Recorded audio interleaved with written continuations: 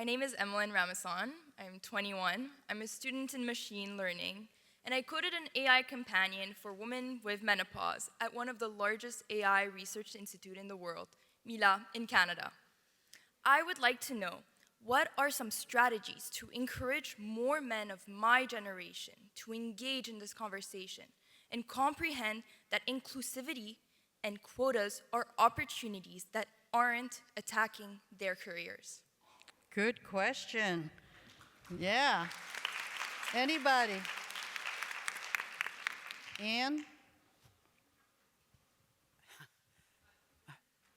So the reality is that sharing a future for men and women is very different, say, for men of my generation who really thought they did have it all to themselves. So let's be clear about that. A gender-diverse world is a world where people share and where incompetent men don't get to the level they once did.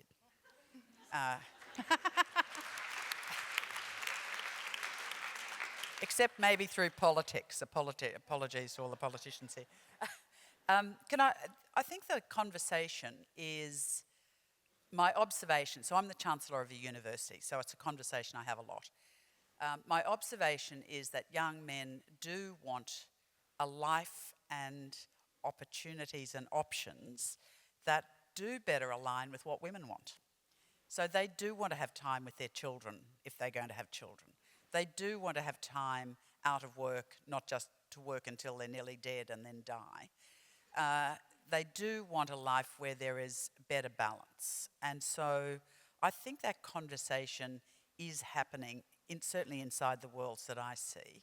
I think the challenge is when you get into a workplace and your mentor group or the men around you say different things or expect different things of you. And I think that's probably the frontier that all our organisations need to push into.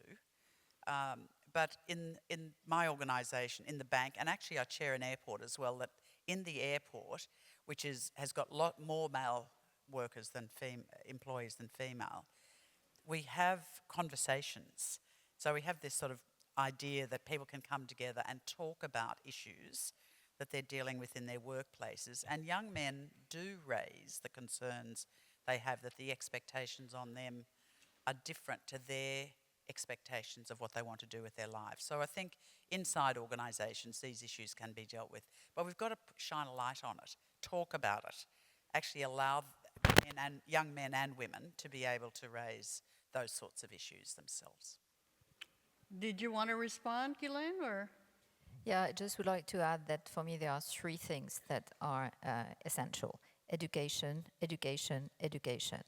Because actually, as early as you take it, I mean, you have also to promote with the little girls the idea that you don't have jobs for men and jobs for women, and that this parity must exist at a very early stage.